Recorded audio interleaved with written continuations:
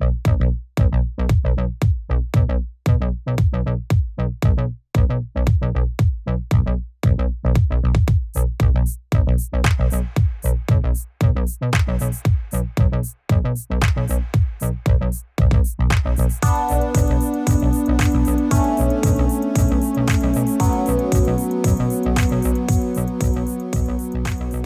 to Evolve Podcast. I'm your host, Joe Fitzpatrick. The Evolve Podcast is an open forum on personal growth and cultivating a positive mindset. Today on the show, we have Christopher Shank. Christopher is a writer, a runner, and he's a friend of mine that I met when he was living in Richmond for about a year last year. When his wife was working here, and they now live in Atlanta, or in the Atlanta area. And we've stayed connected through our mutual love for running as well as filmmaking and writing. So, Chris, great to have you on the show. It's great to be here, Joe. It's good to see your face again, man. Likewise. So, I know you went to school, university, for screenwriting, right? Correct. And where'd you study? It was a school it's centered out of Los Angeles, National University.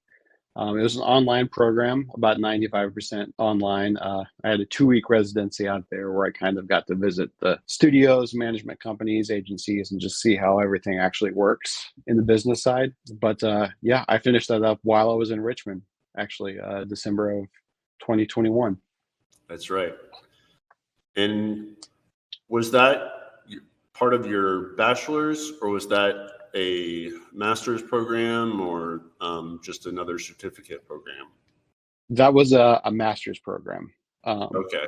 Very, very long one. I started it back in 2010, but life happens, life gets in the way, and as is kind of fitting in with your whole idea of positive growth, I just decided post-COVID to go back and give it one more shot.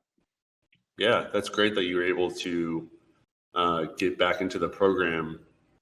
How long did you have to stop the program? Let's see, I was out of it about 3.5 years. Okay. Before that, I was in it.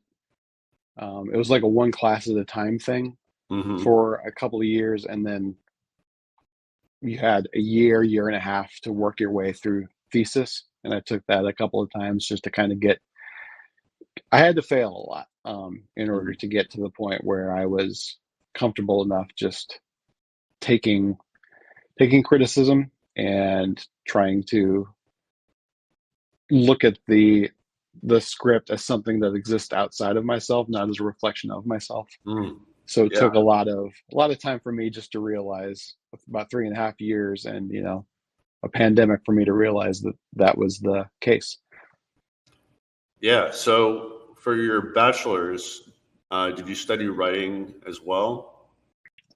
I took a couple of writing classes. One was in screenwriting. It was a film and television production bachelor's degree I got at Southeast Missouri State University, in the southeast corner of Missouri, hence the name.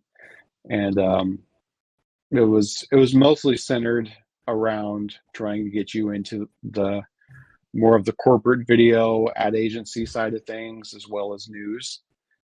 But while I was there and finishing up, they branched off and did a film production sort of side of things, because that was right about the time, that was 2008, 2009, where digital video was really taking off. So all of a sudden, schmucks like you and I could do it, and it wasn't just some Yahoo with thousands of dollars to buy a big camera. Yeah, I started getting into like video very casually in like 2007 when I had like a Sony Handycam type thing. I don't remember if that was it or just some sort of like handheld digital camera. And I really enjoyed like making stupid videos with my friends. But then I started working for the school newspaper and doing like digital photography and got into band photography. And that really sparked my interests more, around music and music journalism. And then, it's developed since then. But I know you like moved around a lot, since you graduated, and you met your partner, Dana, who's your wife. You guys met in your undergrad, correct? Yeah, it was one of those things. Just wasn't I think that's the theme of my life. I tried so long when I was a kid to have a girlfriend, especially when you're getting in your early teens, like having a girlfriend or a boyfriend or whatever is like the thing. Yeah. And then I just kind of gave up the idea of trying to find that person, and she came along. Really? And that's what happened with my writing too. I was trying so hard. You did the what I would think was the correct thing.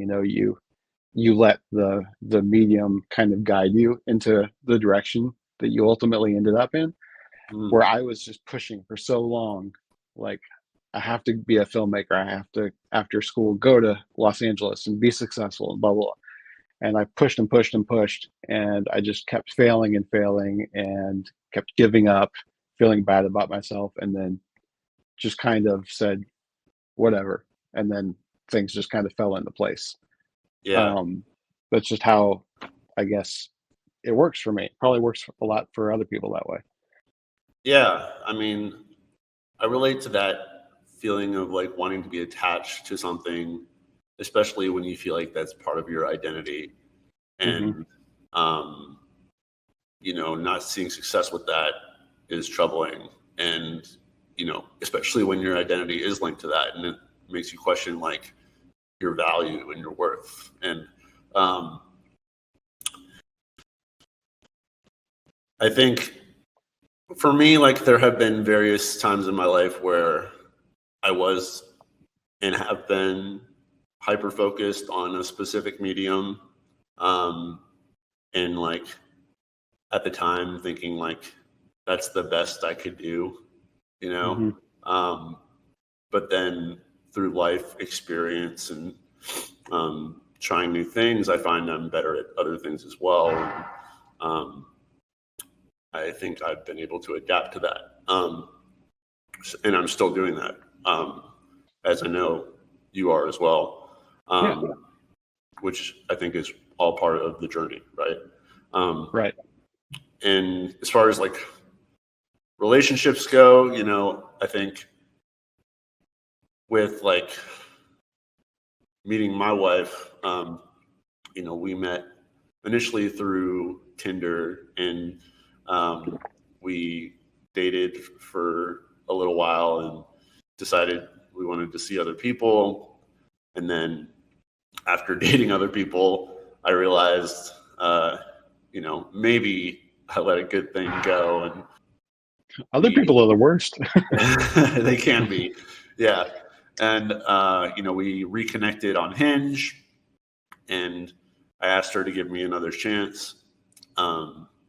And, thankfully she did. She was willing to give me another chance. Seems to be going well. Yeah. Now we're married. So, yeah. Long story short, that's how we met. How did you and Dana end up meeting?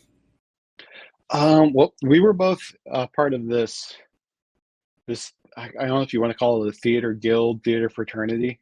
Okay. In college. I was just I was going into my last year of school, and there's all these things that were school related that I hadn't yet done. One of them was to join this group. It's called University Players.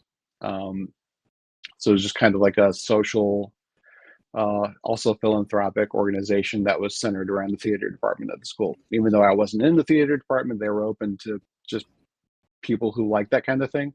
Yeah. So I just started showing up to the meetings. My class right before the meeting, ended about an hour and a half before they started. So I just would go there, hang out, wait for the meeting to start. And Dana, my now wife, also showed up early. And there was just so long that we could sit across from each other working on homework before one of us said hello to the other person. So that's what happened. And it turned out that, she was a pretty chill person. Back then I wasn't as chill, but she was the right person at the right time. She'll say that it's not that we like the same things, it's that we hated the same things. But it, just like you and Suze, it seems to have worked out. She's always pushing for growth within herself and for us as a couple, but also is my biggest cheerleader in that arena, trying to help me get better. She's a psychologist, so she's really into like helping me on the mental health side of things, but also in my creative endeavors and in actual physical health. What are some ways that she's supported you in your mental health and your creative endeavors? Well, in mental health, I think she's very in tune with when things are going sideways with me as a trained mental health expert. She's told me that, like, I don't want to be your therapist. You got to, seek that outside just for, ethical reasons, but also, you don't want somebody who is your partner in life telling you, like, do this homework and then getting mad at you when you don't do it. Right. But she has told me to, show me the path to get into therapy. I did that during the pandemic, online. I started seeking out. I've got a whole shelf of books here, from self-help, philosophy, memoirs, just kind of finding my place there, finding the things I can connect with.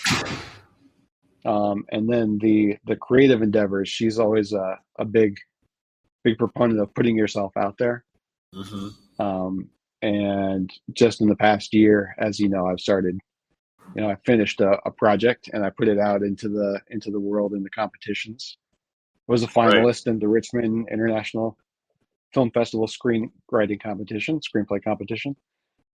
So, the fear of not being as great as I always thought I was, or was afraid I wasn't at the same time, it's kind of just shown that, like, I'm better than I think, but, while I'm not quite there yet, it gives me something to shoot for. And she's always telling me I should do that. Yeah. And congratulations on that. That's a major achievement. Being a finalist in the Richmond International Film Festival. Unfortunately, I know you didn't make it to the final round of winners, but that's okay. It's a step in the right direction, and I'm sure it was a great learning experience as well. I don't know if you get any feedback on your scripts from the judges, but at least you put something out there. You made the effort. You took that action, and I'm sure you can, make some changes to make it even better next time. Absolutely. It helps that the feedback I have gotten back from film festivals and sending it out for coverage and just people reading it, they all say the same 3 things over and over again. So I'm like, oh, okay, I have actionable steps for the next draft. Yeah. Whenever that is. Yeah, that's great. What are some other festivals that you submitted your scripts to? I sent it to the Nashville screenwriting, or the Nashville Film Festival screenwriting competition. I didn't place there, so in the same week I was a finalist and didn't place. Okay. So brought me up, humbled me, but the Big Apple Film Festival, a lot of them have just been screenwriting competitions. Waiting on a bunch of them right now. Scriptapalooza, I put it into the Austin Film Festival. I'm probably going to hear on that in the next couple of months. Honestly, not really expecting, since that's such a big one. If I can make it to the first or second round, like, I'll consider that a big win. Yeah. But even if I don't, that's the big one. It's kind of like the Oscars. If you don't make it to the Oscars, it doesn't mean you're a bad movie. Right. Then Yeah. I've also put it in the Nichols Fellowship, which is kind of part of the Oscars as well. So we'll see how all that goes. Awesome. Yeah. And, not many people actually take that step. There are many more people, who don't submit than actually do submit. So, that puts things in perspective too. Absolutely. Also, in regards to putting new things out, I know you recently launched a website with some blog posts that you've been writing as well. Yeah. And you also got back on Instagram after a long social media hiatus. Can you talk about that?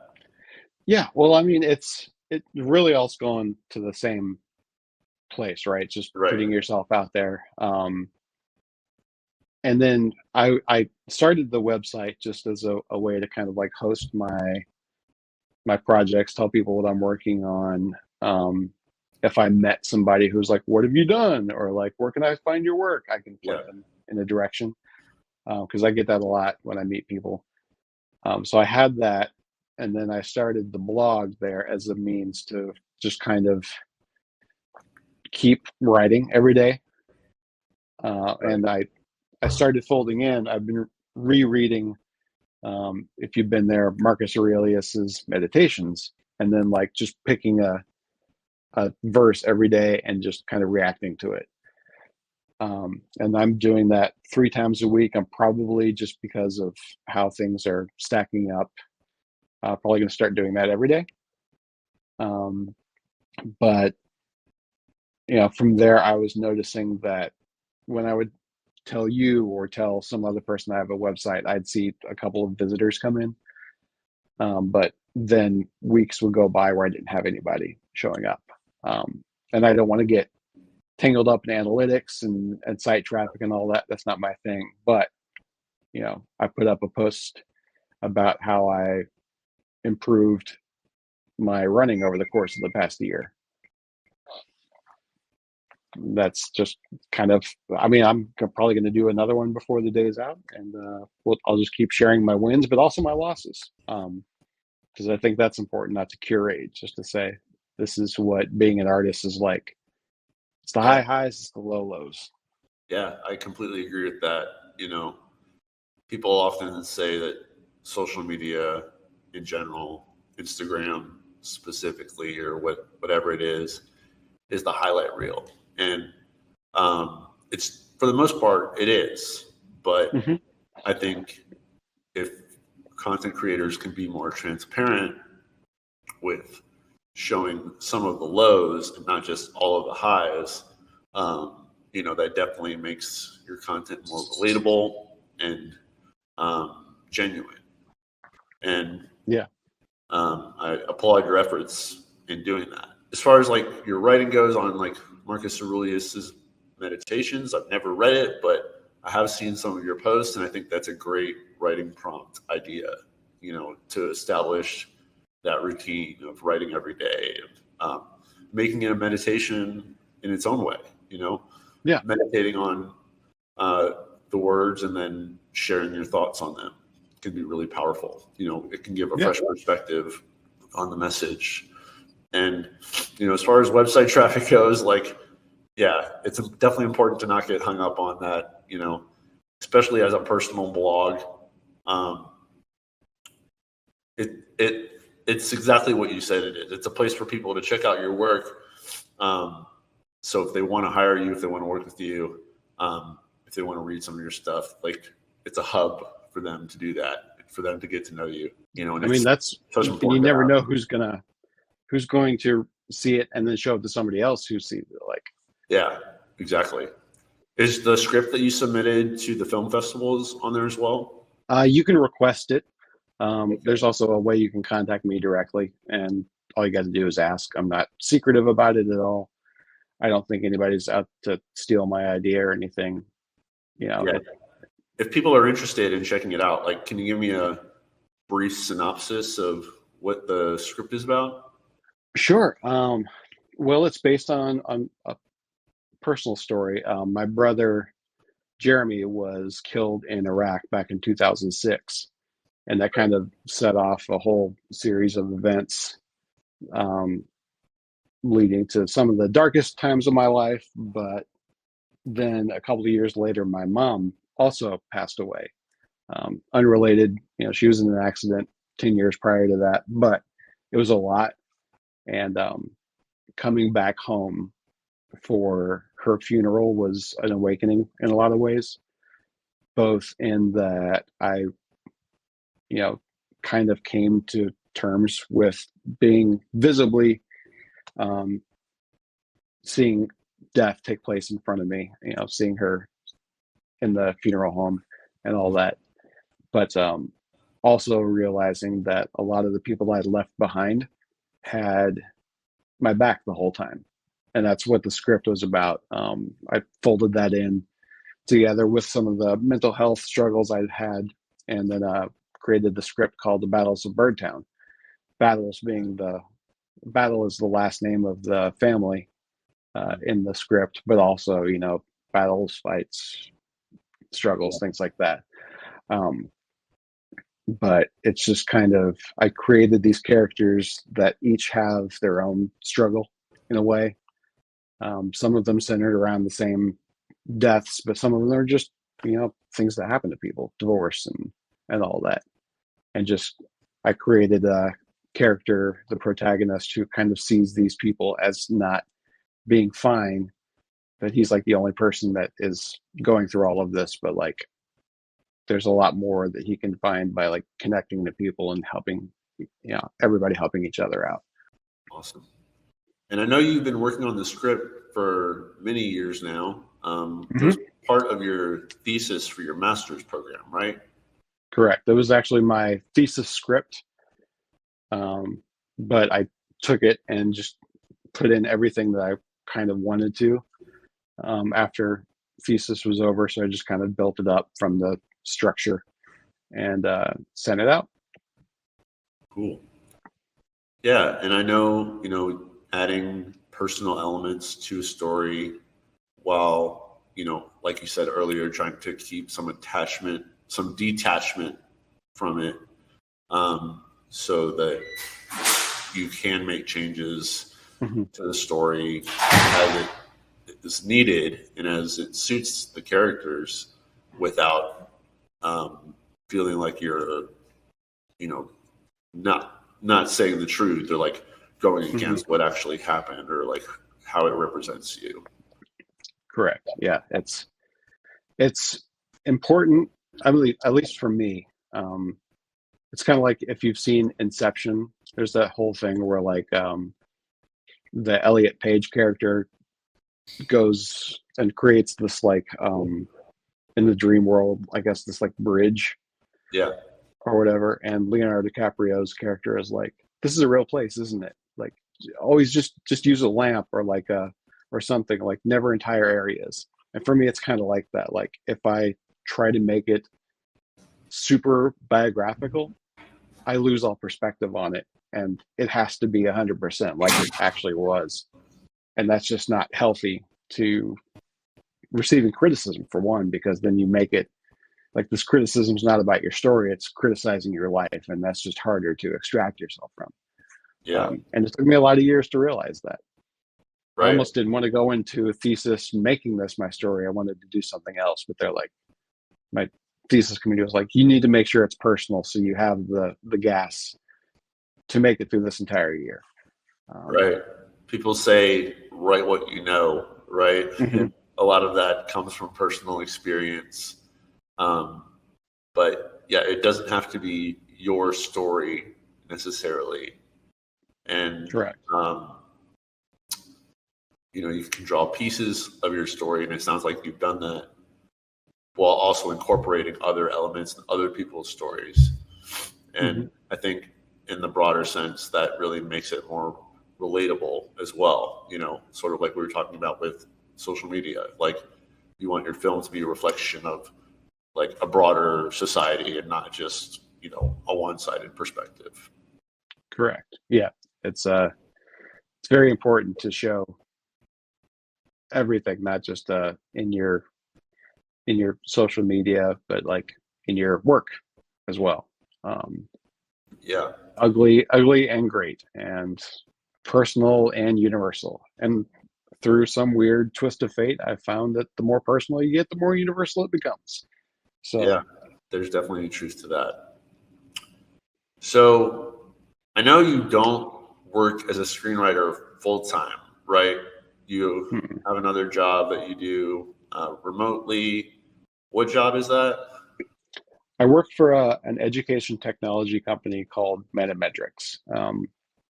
Basically, what they do is I work on this project called Lexile, which is kind of like when I tell people about it, it's kind of like Moneyball for reading. Just taking the whole corpus of a book and then making it into a number. And that number is supposed to represent the complexity of the text and just kind of slot it in for how hard it is, how easy it is, if it's a fifth grade book versus a third grade book. And we do some work on the math side of things too, with the same sort of like idea behind it. Like, is this a fifth grade problem, a third grade problem? And the whole company is just trying to make education a little bit more measurable in that way. I'm probably stepping off the path of what's supposed to be said here, but that's the whole idea. Is not just throwing great expectations at a kid and say, read this in seventh grade, but like actually being able to say, oh, this is not a seventh grade book. Let's step back here, or maybe it is, Yeah, sure. Setting realistic expectations for what students could be capable of reading. That's interesting. Yeah. So in regards to your screenwriting, are you interested in working full time as a screenwriter, or are you like trying to sell your script to a production company? Is that something you've thought about? I've thought about it. It kind of gets to the whole idea of expectation versus just, creating. Yeah. I don't want to go into this with the expectation that it will sell or that I will be a full-time screenwriter. If that avenue develops in front of me, absolutely, I'll step into that in moment's notice. 2 weeks notice for my employers if they're watching this. But the expectation isn't there that will happen. I've seen, even with this script, I've seen people come to me and say, hey, this is interesting. I really like the story. Can we like talk about developing it, maybe adapting it into a series? Can we talk about maybe buying it from you or working with you on other things? I'm like, sure. And then that's the last time I hear from them. Okay. It's just the nature of the beast. But it only takes one person, right? Like I've been throwing everything I can against the wall, trying to get something going, and it's never really worked out. A lot of times I've been my worst enemy in that regard, but other times it just doesn't work. Maybe I'm just waiting for the person who's down here in Atlanta shooting the next Captain America movie, who's a second assistant director who's looking for something they can really sink their teeth into. Maybe I'll meet them at a mixer or something, for the Atlanta Film Festival or something. Do you do any networking events or groups in Atlanta? Yeah. Again, it's a throwing darts at a dartboard kind of approach. I've taken improv classes. I was a reader for the film festival here. I've taken part in some Atlanta Film Society mixers. There's no shortage of talented people here in town. And there's a lot of people who are doing the things that I am not. They're writing their stuff, but they're also making it. Right. It's really all a matter. I mean, if you've been a filmmaker for 5 seconds, you know that it's not something you can do on your own. So it's just, I took improv because I wanted to maybe get in the space where I knew actors and people who could like kind of write as well. Right. I'm a big fan of like Joe Swanberg, who kind of just shows up sometimes with a 16-page outline and says, "Hey, we're making a movie about making beer." And but he has talented people who he says, "This is what's going on in the scene, make it happen." Yeah. So meeting those kinds of people are great. Meeting other technicians and artists, it's an iron sharpens iron thing. If I can read their stuff and they can read my stuff and show some mutual interest, maybe somebody is writing something right now that I would think would be a good project for you.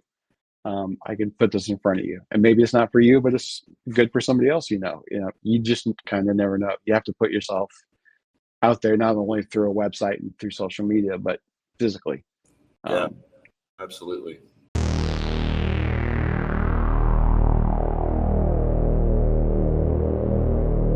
Thanks for watching Evolve Podcast. This episode is brought to you by our sponsors, True Nutrition. Use Evolve Podcast to get 5% off all True Nutrition supplements. I'm personally a fan of their soy isolate vegan protein powder, available in a variety of flavors and strengths from light to heavy. They also have non-vegan protein powders if that's not your thing. I recommend the cookies and cream flavor in heavy strength, and I add it to waffles, oatmeal, and protein shakes. They're delicious. Check out their wide range of supplements at affordable prices that are third-party tested and verified for content quality. They are able to provide such great prices because their supplements come direct from the manufacturer without any marketing gimmicks or fancy labels. Visit TrueNutrition.com to supplement your workouts and nutrition. Use code EvolvedPodcast to get 10% off all weight train and athleticity gym gear and apparel. No matter what you need for your workouts, they have the gear to help you get it done. They have great clothes for the gym wear, for men and women. Visit weighttrain.com for all your gym gear needs. Last is not dead yet. Use code EvolvedPodcast to get 15% off all clothing and accessories. The goat shorts and shirts are some of the most comfortable clothing I've ever worn, and they have the coolest designs. However, their drops are only available in limited quantities, so get your favorites while you can, and be on the lookout for other drops you're stoked on. Visit notdeadyet.com for clothing to remind the world you are not dead yet. Now, back to the show.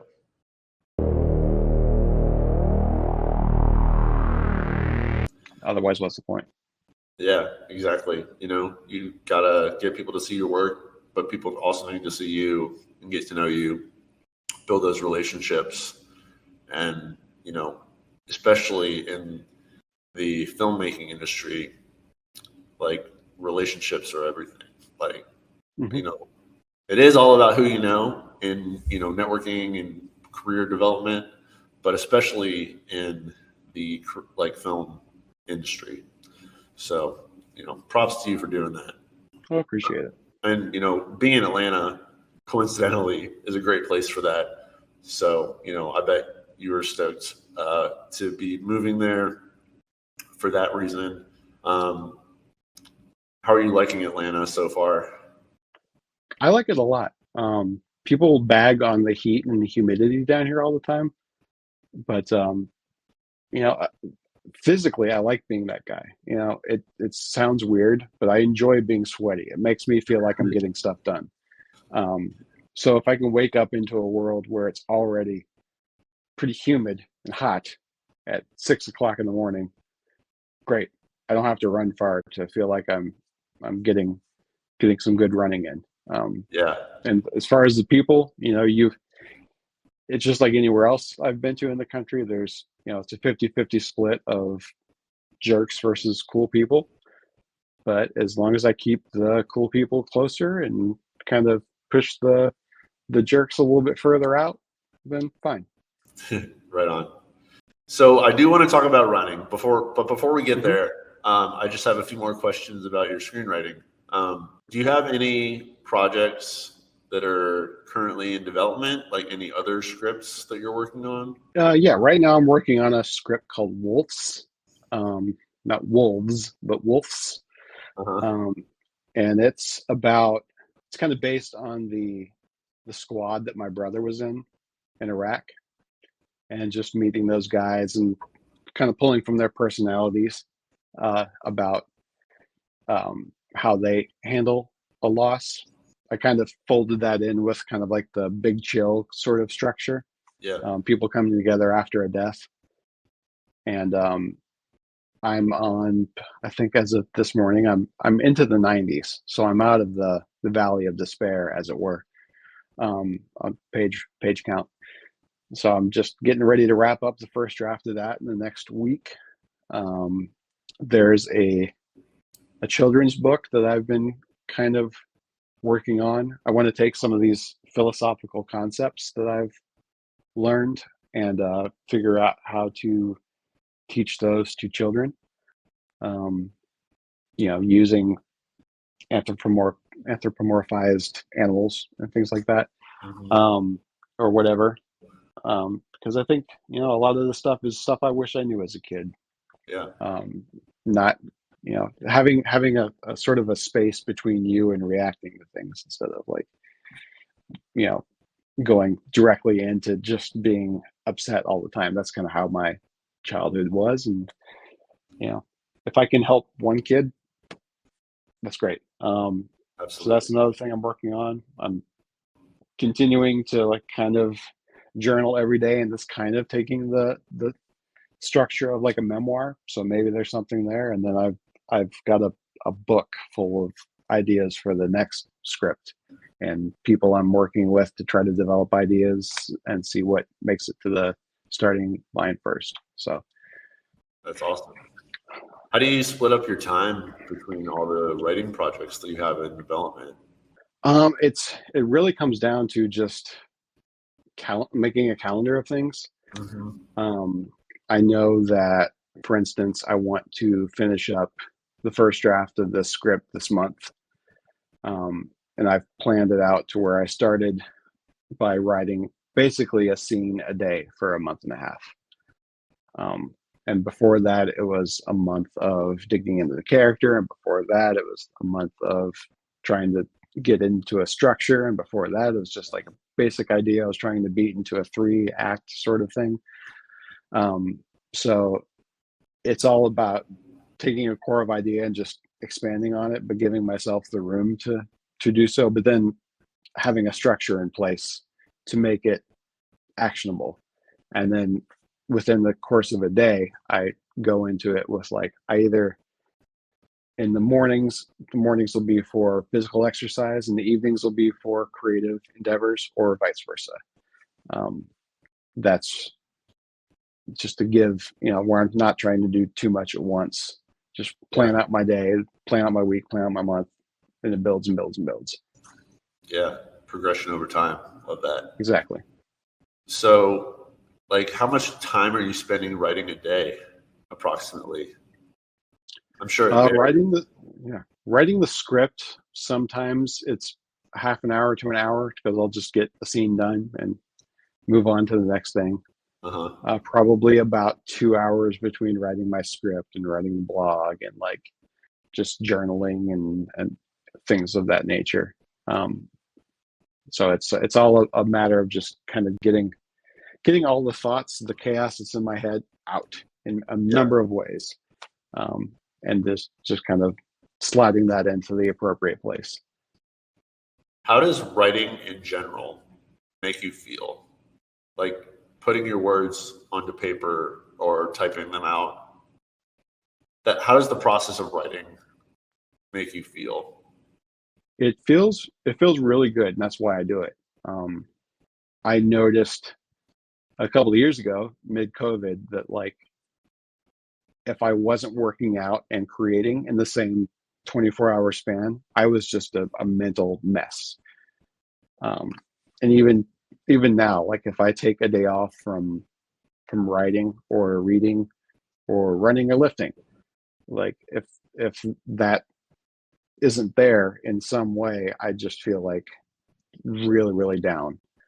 And it's getting to the place where writing is not only a thing I can check off the list, which feels good, is a good thing, but also, seeing it as a part of a bigger thing. One scene today, I'll have an act done by the end of the week, and that makes me feel like I'm accomplishing bigger things.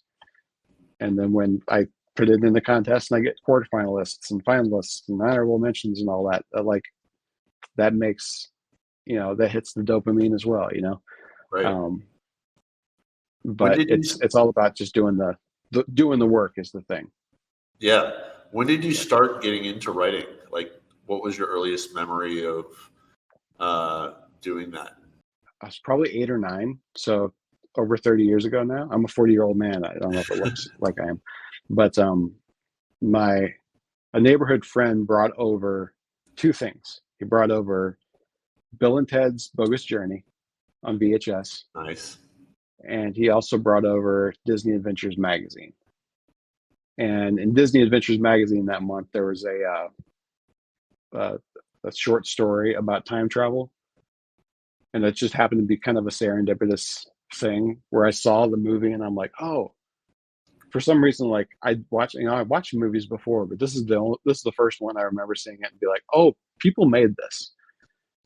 Like this is I can see this is a robotic bunny in this one scene, for instance. I can see the edits. It just made sense to me. And then I had this short story in front of me, time travel wise. Bill and Ted also having the time travel thing. Yeah. It just started. It worked in my head where I'm like, oh, I can make my own thing. So I grabbed some paper and wrote out a script by hand. And that was my first memory of it.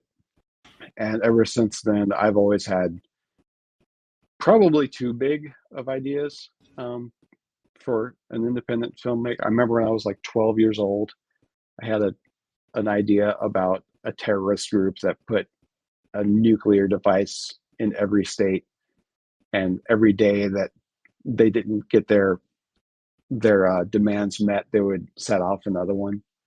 That sounds like something that could come to Netflix tomorrow. Yeah, I told that idea to my dad's cousin who was out there working in Hollywood. He actually worked for like Warner Brothers and worked on some James Cameron movies and stuff. And he was like, "That's great, actually." Like, he's like, "You're 12 and you're having these ideas." I'm like, "Yeah." So he like tried to get me to look at this as something I could actually study. So that's where I went forward with life for a few years, and ultimately, I went to school to learn how to make films, and I studied it even further in grad school. Cool. So it's been a lifelong endeavor. Yeah. I don't know what I was doing for those first 9 years, Do you remember what your first script was about? Was it a time travel script? Yeah, I don't remember the exact story, but it was kind of about these 2 kids named Chris and Nick. I was really creative. That was my name and the name of my friend. Right now. Yeah. Who basically they got to travel through time and kind of meet their I guess their ancestors, and kind of just learned who they were. I guess is the easy way of putting it. And it's something I still kind of carry with me to these days. You sounded like you were a very precocious kid. Like you put you put the 2 like concepts together that you learned from the magazine and from the movie, and created this adaptation, based on that. And like you were 8 or 9 years old and you were understanding like film production. Like that's crazy to me. Like, yeah, I mean, do you have any family members or friend? Like, did you not see any people growing up who worked in film production? that's the thing. I was the first person in my peer group to think, oh, this is something that I could do for a living, or as a job, or even as, something you could just do. Yeah. And then I let reality rear its ugly head. And As I one always make the does, jokes that, like, in my hometown, it's like 8 or 9,000 people back in the day. There was more of a chance of you being an astronaut than going to LA and becoming like a successful filmmaker. Like, Wow. literally, that we have one astronaut come from the town, and then like nobody else.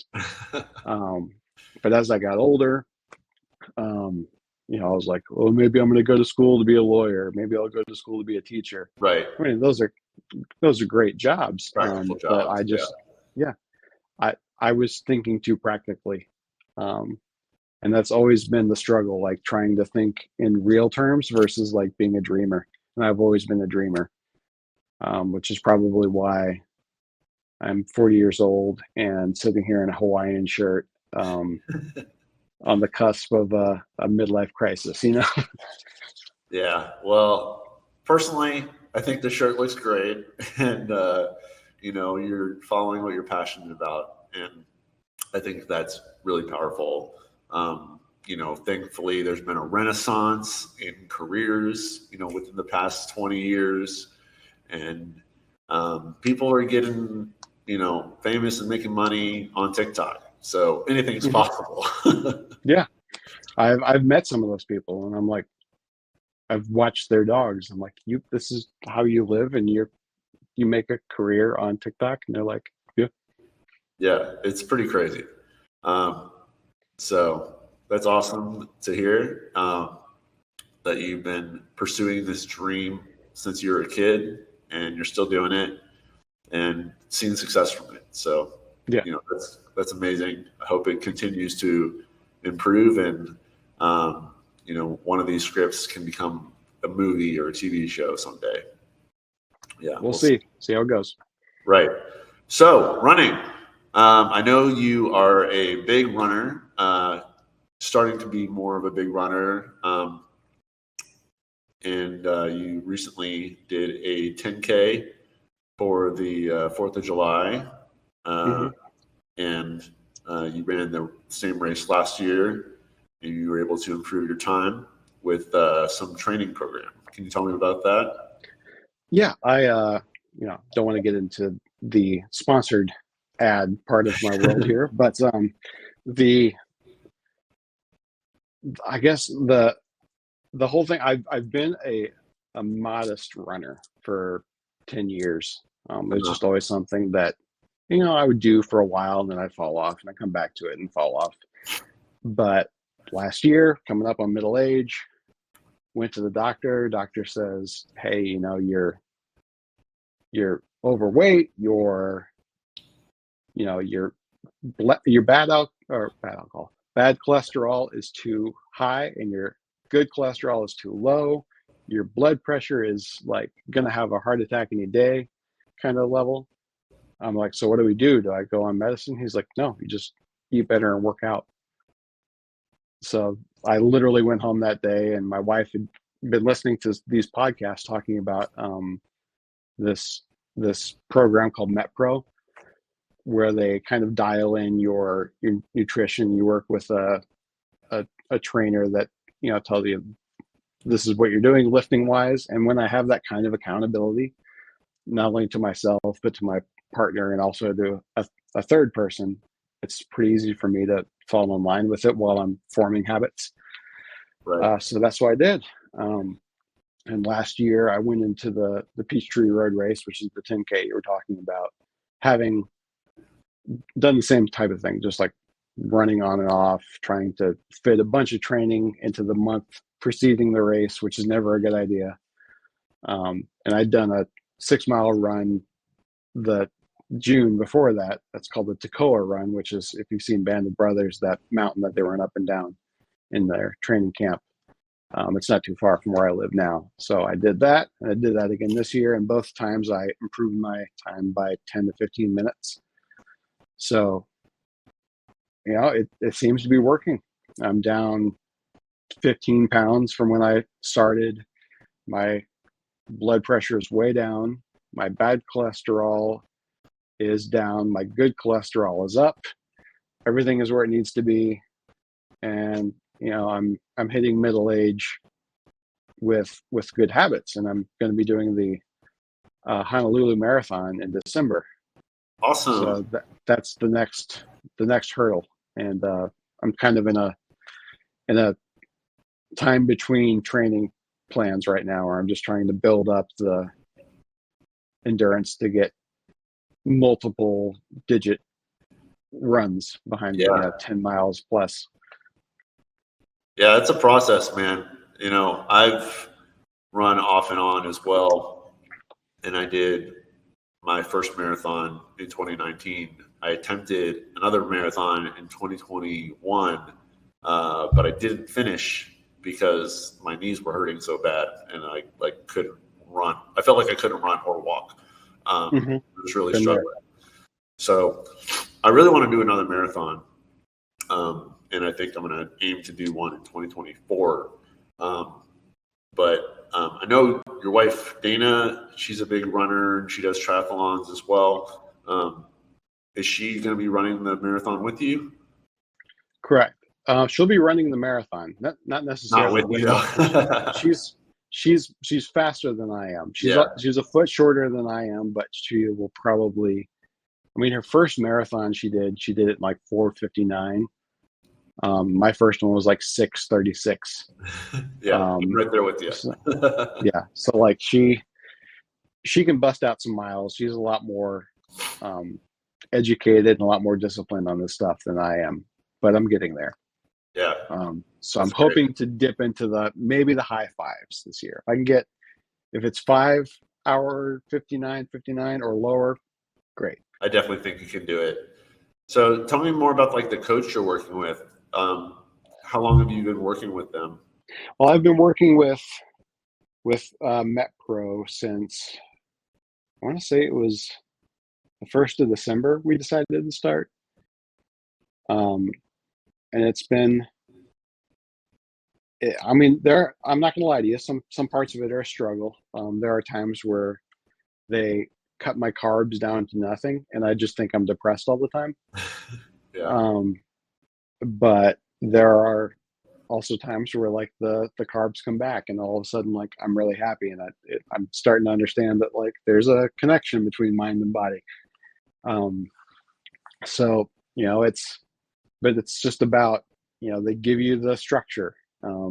This morning I ran 5 miles and I lifted back and chest. And then tomorrow I have a kind of a day off. I do some active rest, but then Monday I'm back at it lifting. Tuesday, Wednesday, Thursday, I'm lifting and running. Friday is off. So, it's just looking at it from a week to week, even a day to day perspective. It's a thing on the list you have to do. Some workouts are great, some of them suck, but my arms are starting to get bigger, so I'm no complaints there. Awesome. Yeah, it sounds like you're someone who really thrives on structure with your running and your workout routine, your strength training, as well as your writing. Would you say that's true? Yeah. And it also helps too, if I have structure and I'm the only one that knows about it, that's setting me up for failure. But if I've said to you, hey, Joe, this Wolves draft, I'm going to get it to you next Friday. Make sure I send it to you next Friday. And that's your only job is to make sure that I send it to you on Friday. That's the accountability I need to keep me writing all those scenes until the draft is ready. So if I have, and it helps too, having somebody else that you're married to who, if you order a pizza, she's going to know about it because she's 5 feet away from you. And she's we're supposed to be having 2 servings of protein and 1.5 servings of carbs and this much fat. And like, you're like sitting there shoveling crusts in your mouth. Like, she's going to know about that. Yeah. So, having that there, it helps. Yeah, for sure. So is Dana doing the training program with you? Yeah. She's got a triathlon coach on the side. But she folds that in with the workouts there, and they just kind of make sure she's doing all the things that she needs to do. I'm still trying to get her into lifting because I'm seeing some, gains with a Z, and I think that she'd find that fulfilling as I have. Turns out I'm a jock. I didn't know that. Going through high school, I was the theater and music choir nerd, and now I'm a bit of a jock, and I don't understand how that happened, but it's the way it is. Yeah, you go through different phases of life, and I definitely am more jockey now than I was in my youth. Mm-hmm. I've found more joy and movement through running and cycling and weightlifting as well, yoga from time to time. But I still have that creative side, like you do. I think it's important to have both, to be well-rounded and to fulfill, different aspects of our personality and grow in different ways that, can serve us long-term. And, as far as like weight training goes, I think that would be really beneficial for Dana if she's listening, which I'm sure she will be at some point. Because, it's great for cross-training, building more stability and strength, so you can apply that to the triathlon sports that you do, running, cycling, and swimming. And it's just great for overall health and wellness. So, yeah, I support that too. I assume the marathon is the only race that you're registered for at this point, right? At this point, yes.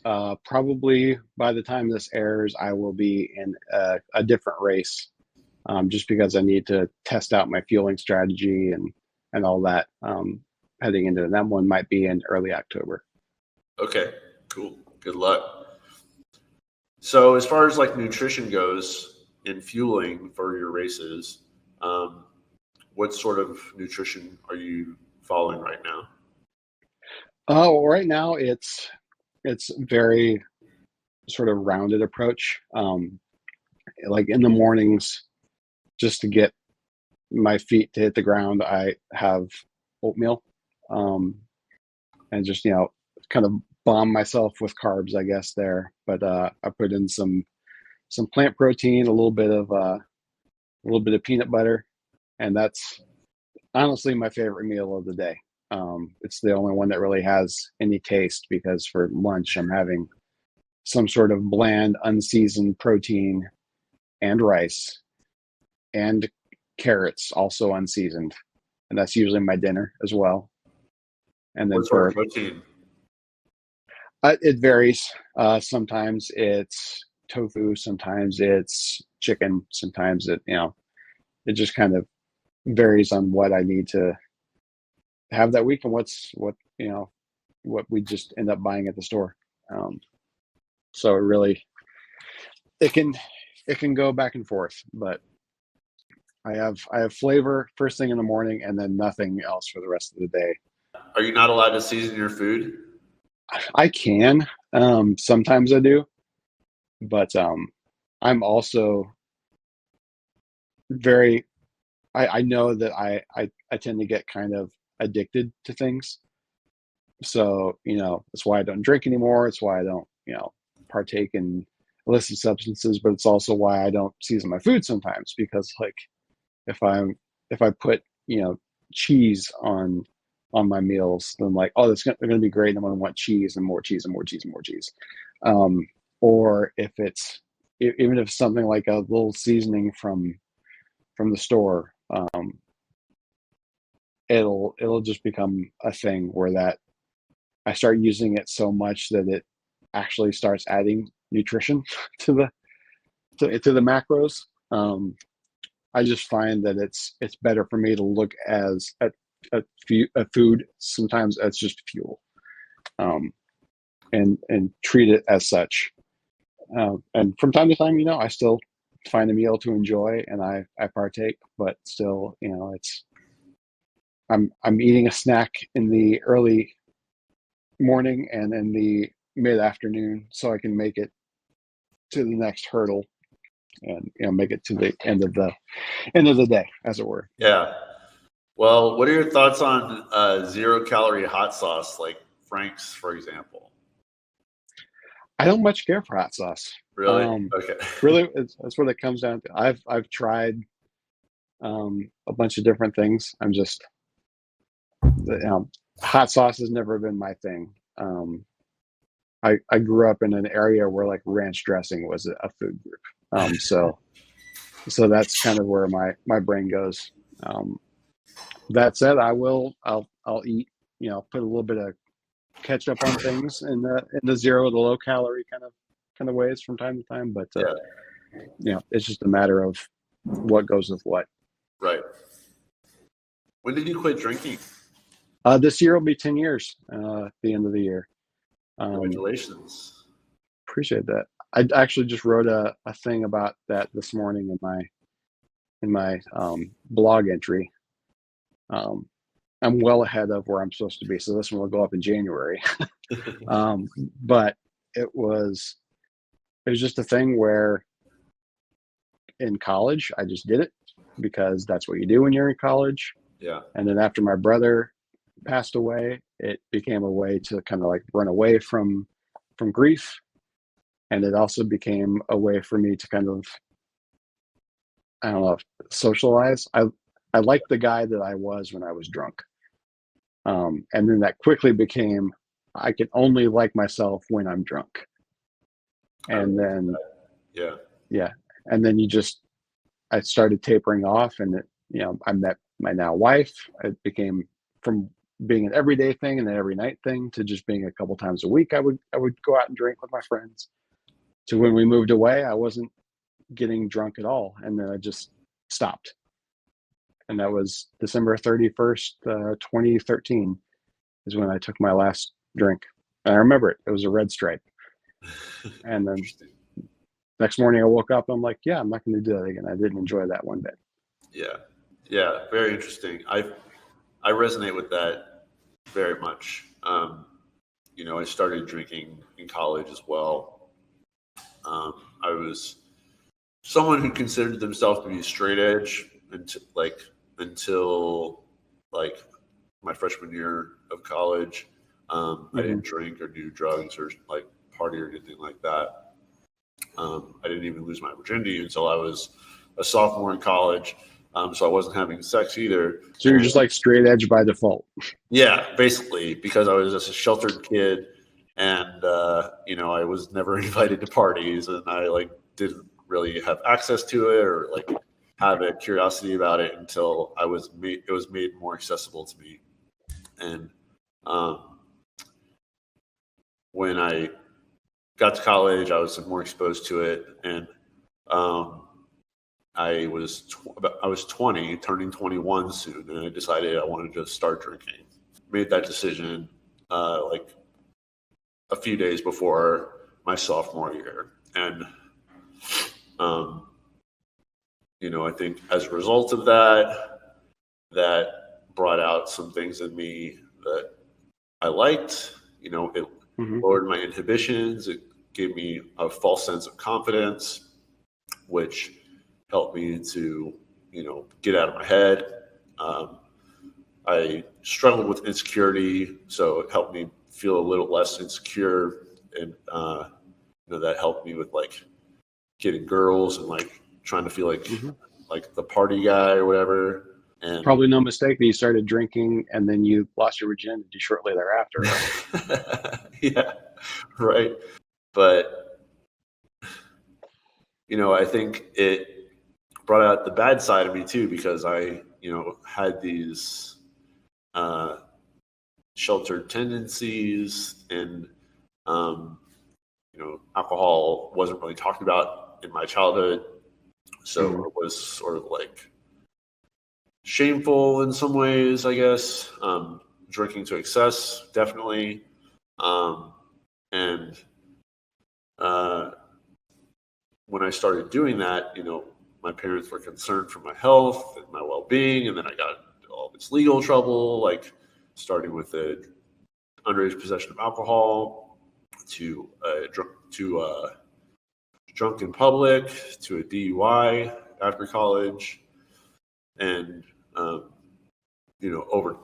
over time, like I was also like putting on a bunch of weight and feeling less and less secure and confident while trying to mask those feelings with alcohol. Mm-hmm. And telling my story too. There you go. Yeah. And after I graduated, I got the DUI. I went to group therapy, and that helped me to resolve the feelings I had about my insecurity and my relationship with my family, and how I was coping with that. And I started to change my behavior patterns and scale back my drinking. And then eventually in 2019, I realized alcohol isn't doing anything for me anymore, and it's not adding any value to my life. I need to stop this. And I was able to come to a place of willingness and acceptance with that. And,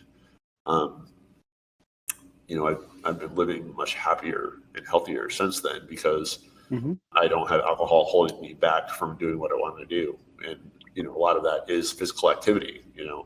I'm not waking up hungover, so I don't have a problem, going for a bike ride or going for a run, going to the gym, being present for my wife and the people in my life. So, yeah, that's why I noticed basically right off the jump. I'm like, oh, I would have a job at a bank at the time, and I would wake up and I'd go to work and just feel like crap all day.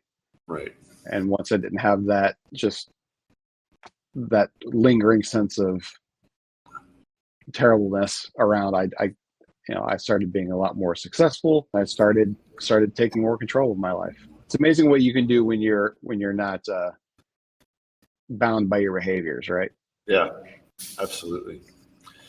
So we're going to move towards wrapping up. Just have a few more questions for you. Starting with our recurring segment, PMA Warrior of the Week. Who is someone who inspires you to keep a positive mental attitude? Do you want the real answer? Sure. His name is Joe Fitzpatrick. Keeping in touch with you is one of the better honors and one of the best things that happened from my time in Richmond. Just because we have very similar stories, even though we're not, absolutely identical. Yeah. There's,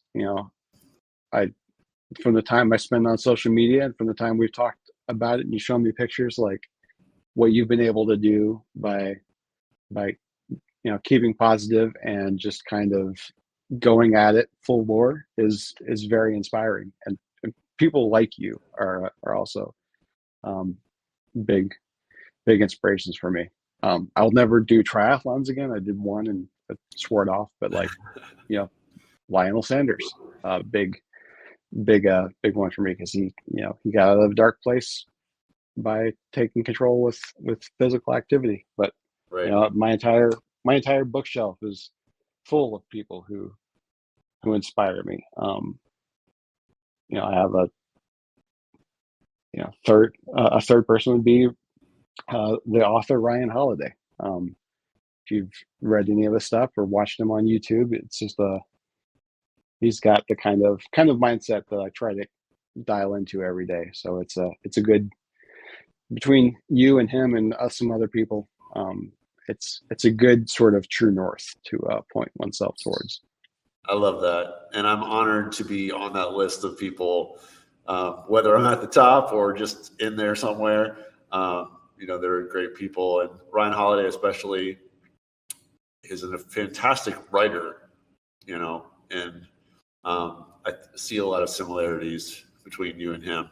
I think if you have him as one of your role models, he's a great person to follow, especially with the meditations on Marcus Aurelius.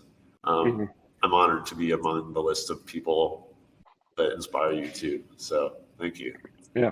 It's good to have people that you probably will never meet, but it's good to have people that that can both inspire you. Absolutely. Couldn't agree more with that. Next is mindset moment.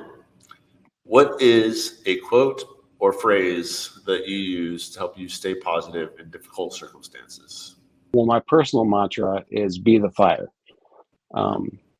So that's kind of going off the idea of, fire being a source of light and warmth and people crowd around it. Also whatever you throw onto a fire becomes fuel for it. So like good or bad, if you toss it onto the fire, it's just going to make it bigger. That's how I try to look at life and my day to day. Like anything that bad happens is only going to be there to make me better. Anything that good happens is only going to serve to make me better. And it's my job to be a role model and to model this behavior for others. I love that. Be the fire. One of the other guests on season 2, he has a phrase tattooed on his arm called "Be the light," and it's a very similar concept there. So Thanks for sharing. All right. Thanks, Chris. Great talking to you, man. All right. Good seeing you too, Joe. Welcome back to the Evolve podcast. I'm your host, Joe Fitzpatrick. Today we have Chris Shank for part 2. We recorded with Chris earlier last year in the middle of the summer in 2023.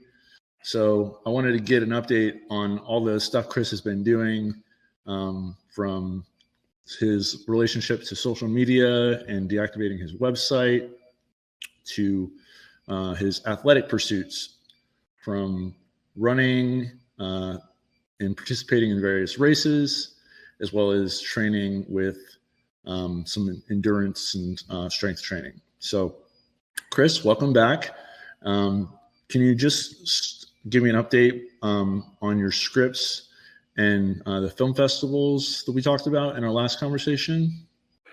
Sure. I still have one film festival that is kind of an outlier.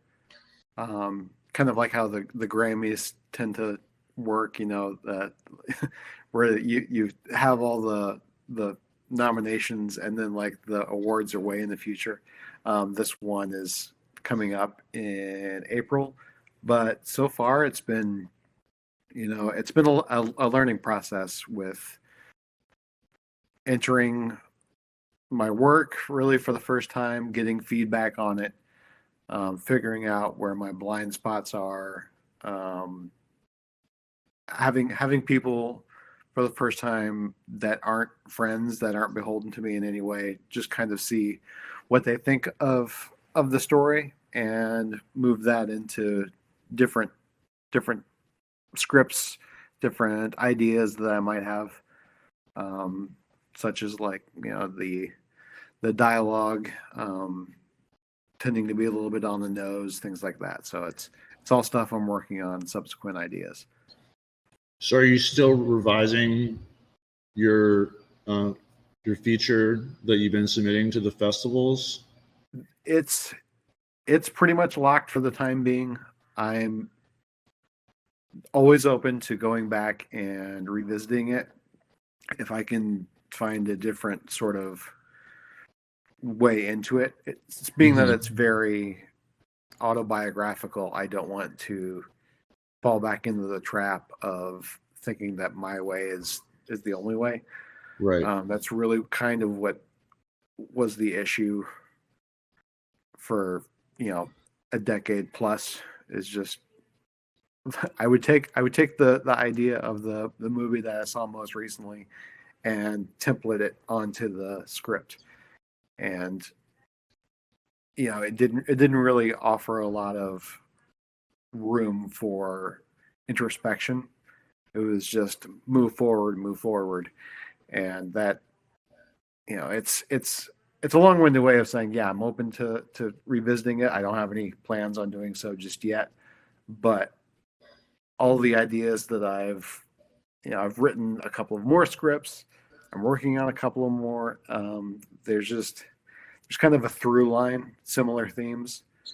Mhm. Maybe I can revisit some of these ideas in different ways. Yeah. In our last conversation, you mentioned the script you were working on called Wolves Mm-hmm. about your brother's unit in the military. Did you finish that one? I finished it. I wasn't altogether pleased with it. I took a note from some of my favorite authors and I stuck it in the drawer. Mm-hmm. So let some time go by and then revisit that one.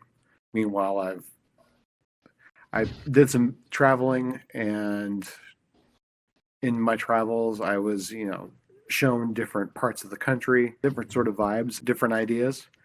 One of them's a horror flick, just because I want to see if I can do it. Yeah.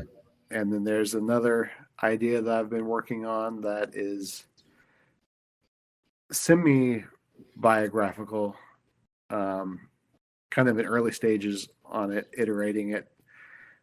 We'll see where it goes, but it's about an underground dodgeball league that my friends had back in Missouri that kind of ran against some friction with the city. So I'm trying to put that into some context to make it theatrical, Sounds like an interesting story.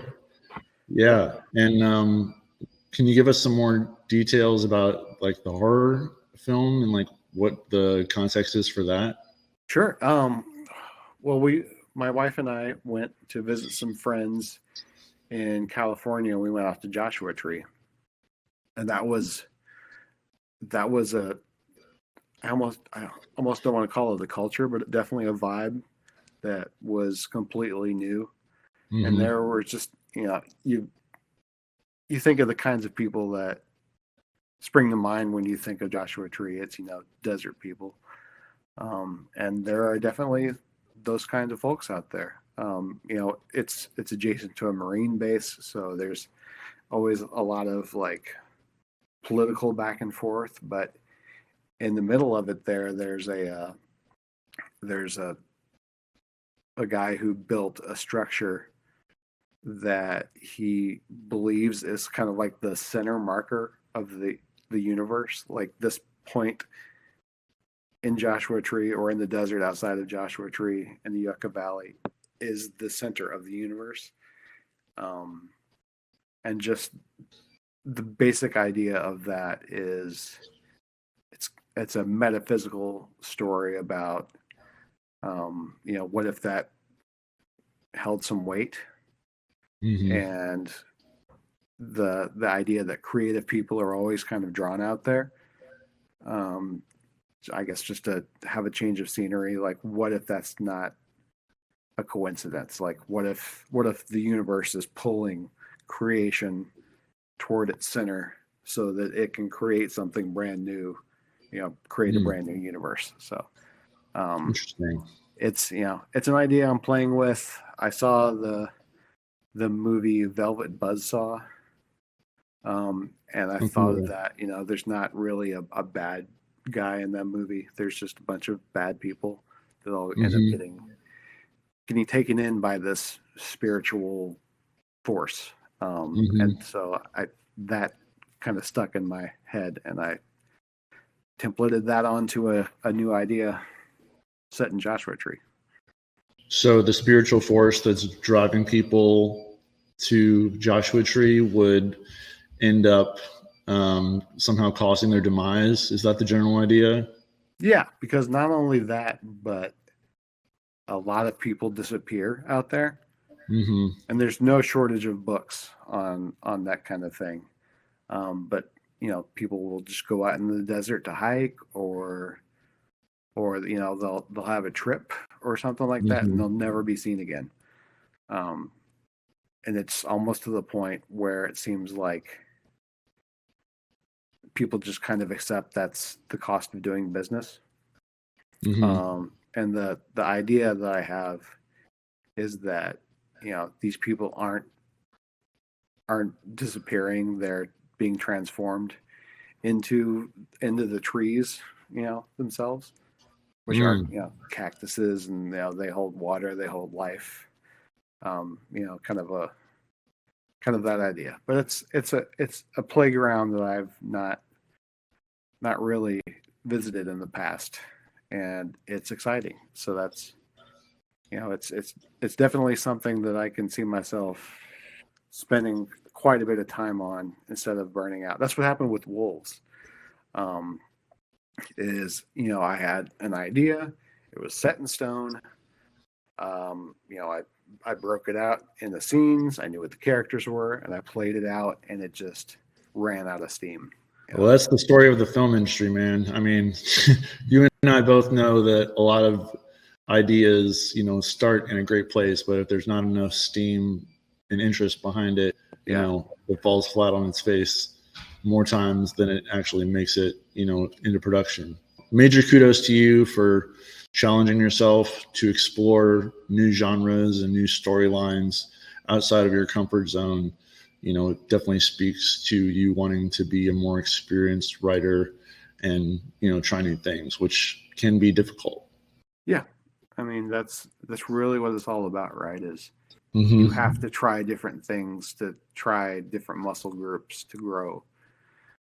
So, if I have an idea for a horror movie and then I have an idea for a rom-com, I'll try them out. One never knows where one's going to end up. Yeah, absolutely. That's how you make yourself more diverse, and you can include other influences and other genres too, Exactly. It's all part of the practice. So have you had any success with the film festivals that you've been submitting to? The most success I found was in Richmond, where I made it to the finals. Mostly it was quarterfinalists, honorable mentions, one-off notes from the committee saying like, hey, you didn't win, but you were right up there. I just want you to encourage you to stick with it, those kinds of things. At one point, I think my script was in the top 7% of all the scripts on Coverfly, which, in the end means that I'm, maybe 5,000th out of 70,000 or something like that. But whatever the case may be, it was positive enough that I feel like my 30 plus years of thinking on story ideas and writing them and rewriting them and moving on and going back, it's not all for nothing. I've definitely experienced a little bit of success that might propel me forward. And I have had friends that did a lot better than I did, who, won competitions, made it to the finals of Austin, met with agents, won, Nichols fellowships from the Academy. So, I mean, it's, I'm definitely associated with a lot of creative people who are doing things. And that in itself is encouraging, because, you feel like you're in the right group, even though we're separated out by a country.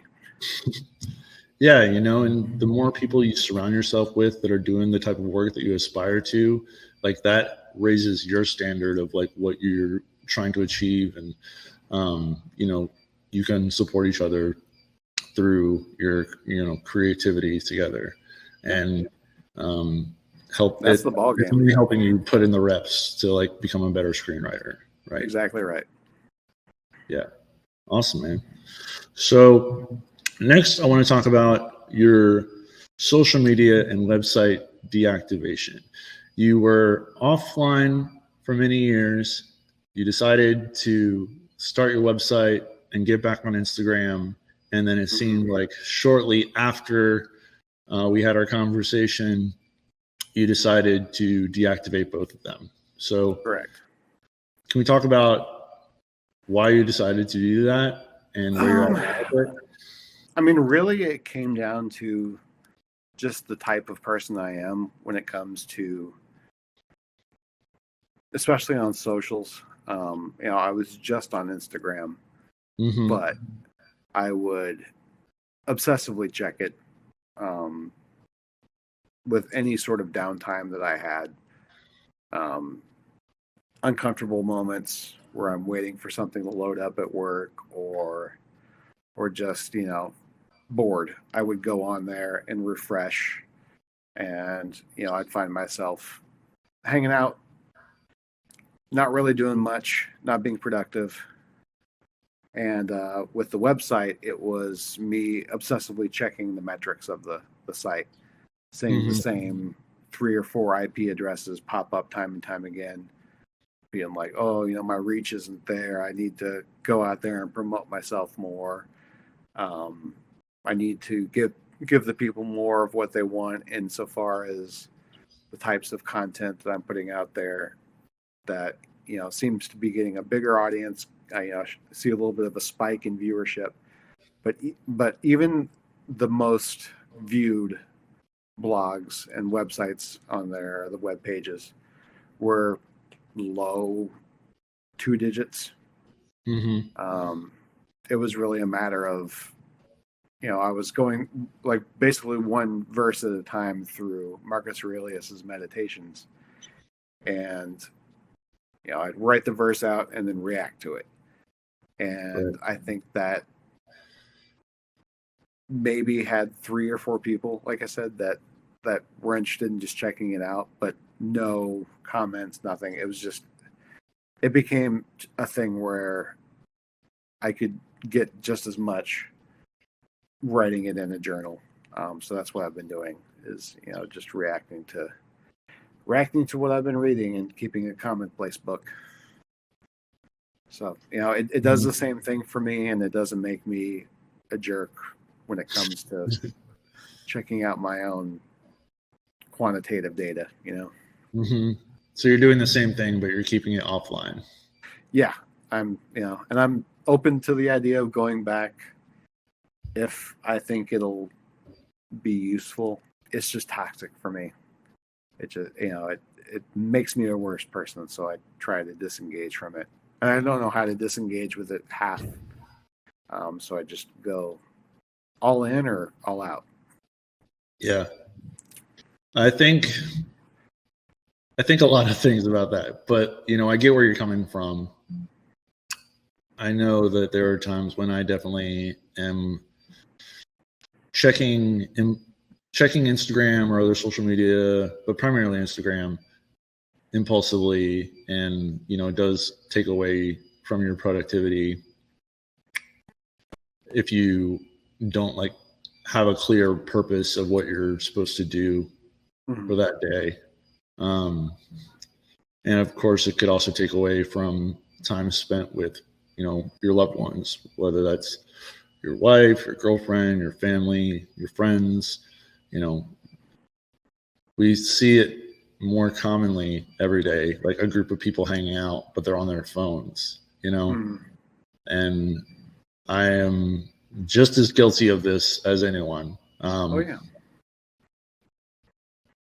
But also, on the other hand, it is a good tool for people to find you and get in touch with you and see samples of your work. So, maybe, you don't use it as a, daily journal, but use it as a platform to just share some samples of your work. Have you thought about that? I have, and I made it specifically for that purpose at the beginning. The blog was just sort of an idea to have me go to the gym every single day and put in the reps, to use what you said earlier. Right. But it even there, like the people that were looking at my resume page, or following a link to Coverfly to ask to read my script, they were people who I know in real life who could have just as easily been picked up the phone and said, "Hey, can you send me your script?" And they're not people that are particularly connected. They're just curious. Yeah. So, but that's where it starts, right? I mean, yeah. All it takes is, people that to, take an interest, and then eventually over time, like they could potentially share it with someone else. Mm-hmm. You could get more eyes on it that way. Yeah. But you might not see that in the metrics, Yeah. Yeah. Like I said, I'm open to the idea. I as of right now, I have one thing that I can show off. So maybe it's a matter of having a couple more scripts that I can put out there, and then you can see like, oh, this first one, Battles of Birdtown. He was a finalist here, and he was part of the top 50 in these, and like you can see a pattern emerge where I'm like not just some schlub that's got one script in him. Right. But, yeah, I understand that. If it becomes more of a gallery and not just like, hey, I did the Mona Lisa, come see it, Mm-hmm. Then I'll revisit the idea. I know how to do it. I've done it before. Yeah, that makes sense. I'll just disengage a little bit more, and maybe it's about filling my time where I don't have the opportunity to obsessively click and click and click. Mm-hmm. But they sell that to you no matter what, Yeah, they do. That's for sure. Have you checked your numbers lately? Yeah, that's why I had pretty much all notifications on my phone turned off. I don't need the constant reminder to, check out whatever is happening on the app. Like if I want to look at it, I will, but those like push notifications are just so annoying. So I just basically turn all those push notifications, turn all the badges off, and then just like check it, when I feel like I want to, that is something I at least do. But, also just spending time off the phone is really crucial too. And doing things offline, like going to the gym, recording this podcast, going for a walk or a run and not looking at my phone, that's helpful too. Yeah. And to wit, that's why I read books and listen to vinyl. Mm-hmm. Just things that don't have a connection to the internet, even though I may have bought them from the internet. It's something where I can just disconnect from that world for a while and totally actually hold on to something. So you said you do daily journaling in your notebook, old school.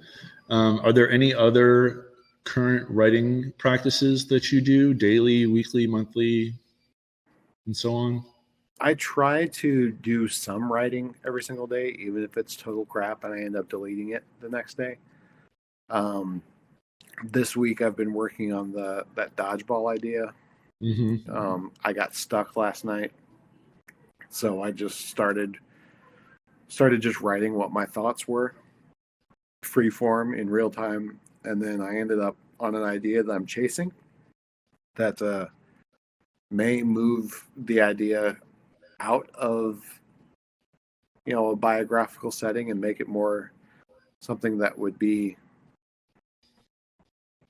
a couple of years old, maybe, as far as where the time frame would be. Make it happen in this era, which could fundamentally change the story, and it may end up being something that I don't even follow with. But it's all about that stuff, even if you go into the day having a plan and the plan doesn't happen, you can, or at least I look at it like I'm the one that's given myself these deadlines. I wanted to have another script ready to send out by middle of February, just because that's the earliest that the next contest deadline is. But if I miss that one, then I'm just not in that particular contest. Mm-hmm. And it's okay. It's not the end of the world, and I'll just go back to trying to move the story forward, even if it's only a step. And whichever one catches Flint first, with the two ideas I'm working on, that's the one I'll see to completion. And if it gets done before I can send it off to a contest, I'll do just that. Yeah, one of my friends, Mike Metzger, former guest on the show, he talks a lot about how he is really productive in getting things done.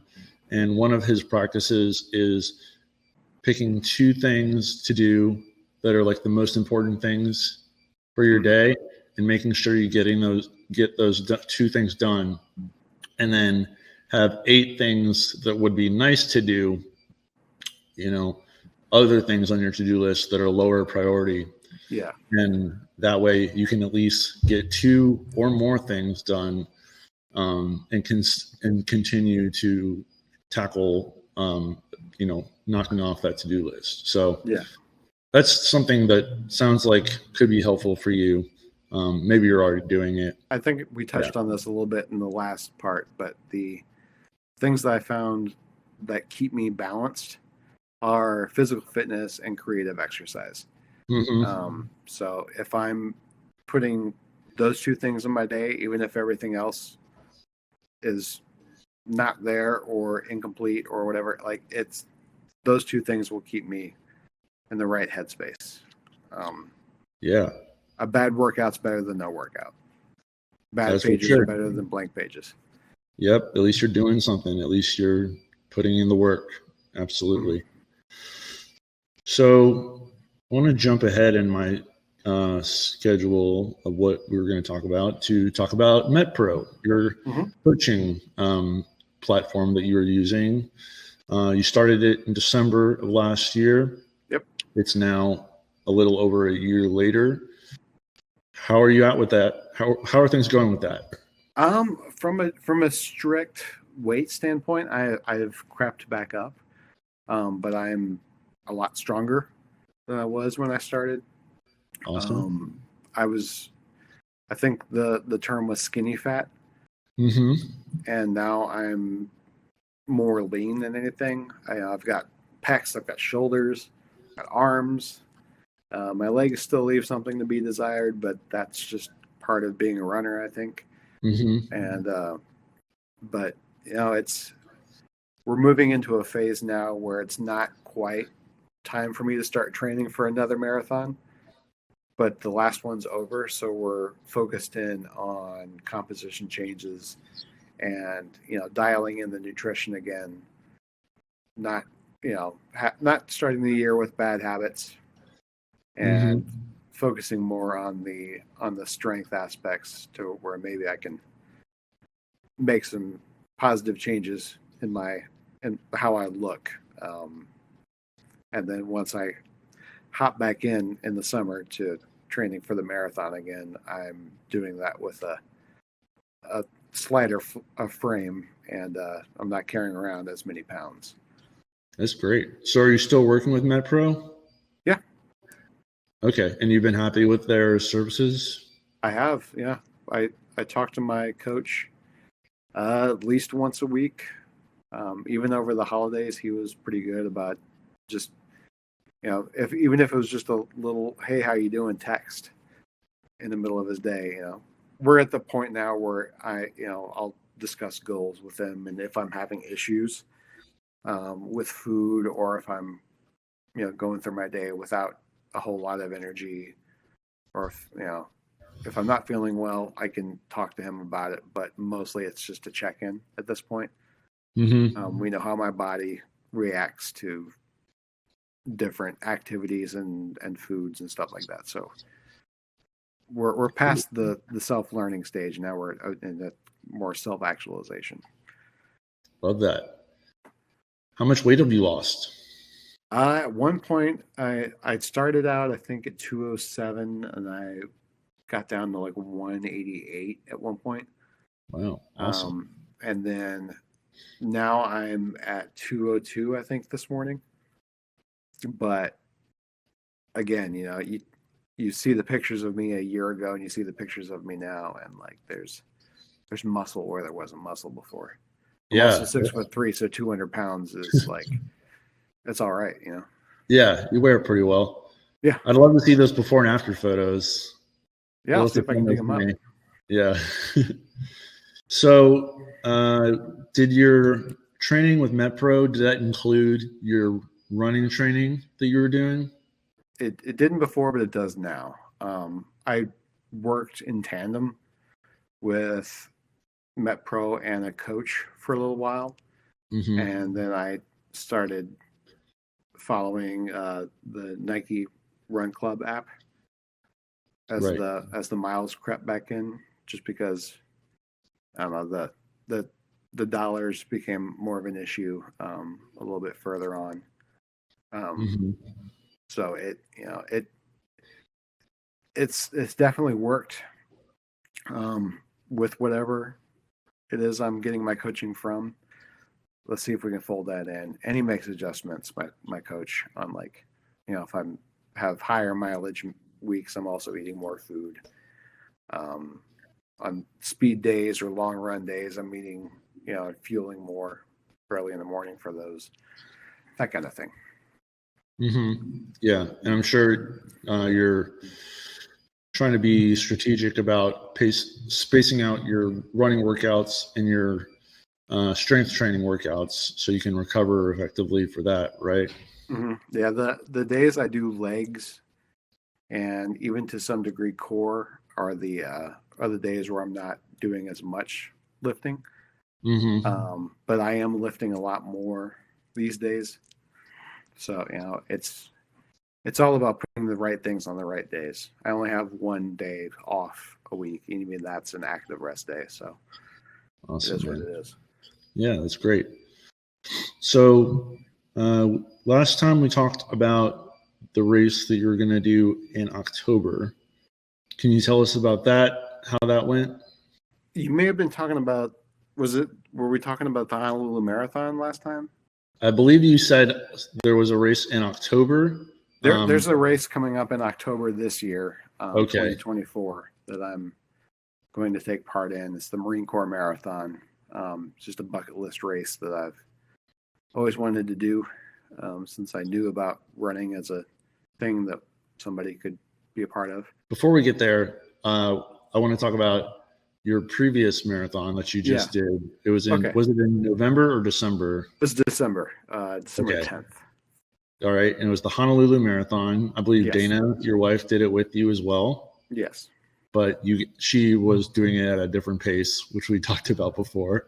Yeah. But He's you faster both than me. yeah. And you both finished it? We both finished it. Yeah.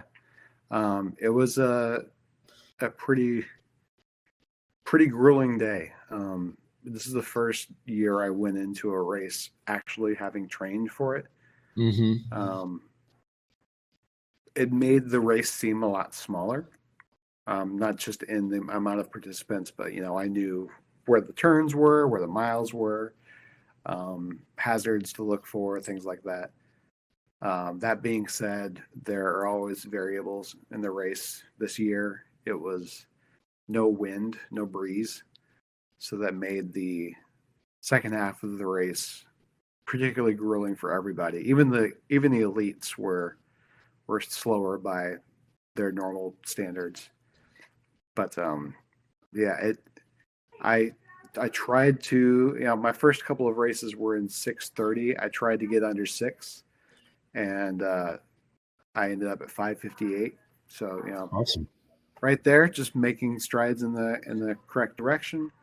I'm hoping, my stretch goal for this year is for the Marine Corps Marathon to do 5. We'll see. I know where my weak spots are now with racing. I'm, fueling improperly, heat training, hill training. Those are things I'm really going to work on this year. And while it's cold now, I'll find a sauna at my gym and I'll sit in that for a little while just to get used to heat. But Georgia has a lot of hills, so I'll run those hills. Yeah, and it's hot too. How hot was it in Honolulu for the marathon on that day? It was, I want to say it was in the mid 70s in the morning, and then by the time the race was at its peak, it was getting close to 90. I want to say. Shit.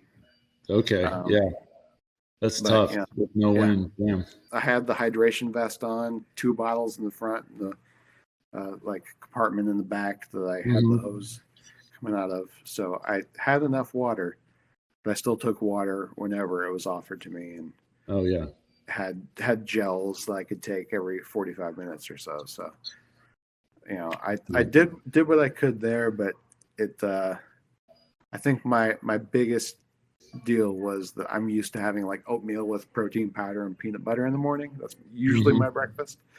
And out there I had granola with yogurt in the morning, and that I think the dairy didn't sit too well in my stomach. Yeah. And I didn't feel great until maybe mile 10. When you feel like you've digested it all? Yeah, I think it digested enough by that point. But that's the trick about, don't ever change your routines, Especially on race day. Yep. Yeah. Next time I do one of those, I'll take the protein powder that I have and find some little travel pack. So where will the Marine Corps Marathon be? That's in Washington, D.C. Okay. Approximately what the weather conditions will be like that day? Is that like forecast out that far? The folks I've known that have run it in the past, they've said that either, some people have said that it can be chilly and rainy. You can also maybe expect a little bit of middle Atlantic humidity and heat on that day. You just never know what's going to show up. So, but that's stuff you can't really control, right? You can maybe see it a few days ahead of time on the weather forecast, but just prepare yourself for cold, prepare yourself for warmth. Bring a parka in case it rains. So, have you started training for that, or is that starting soon? I'm very, very early days of training for it. It took me a couple of weeks just to get my legs back. Any sort of run I did for, from the end of the marathon basically until the new year was very, very difficult. My legs were gassed. Same thing with my wife, Dana. She's still recovering from that a little bit, but she's hopping into triathlon training pretty soon. But we're basically at the part where we're trying to just keep our legs moving.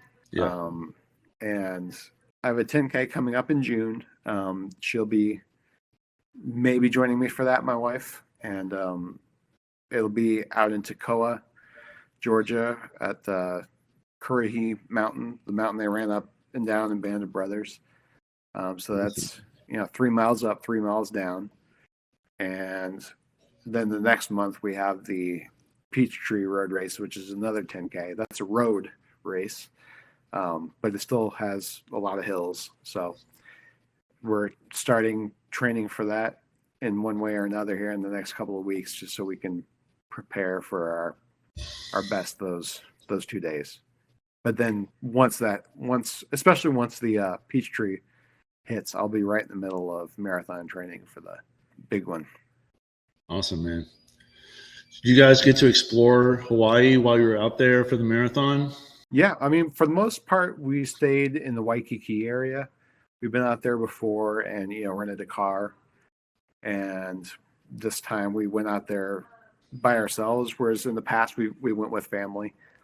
But it was just the two of us this time, so we decided to keep it contained for most of it.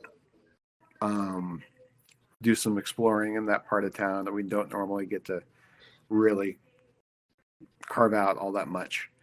And then the last day we rented a car and we drove all around the island, hit up a bunch of stuff that we like to do, and returned the car at the airport, took off. It worked out because our last day we had to be out of our Airbnb by 9 a.m. and our flight wasn't until 10 p.m.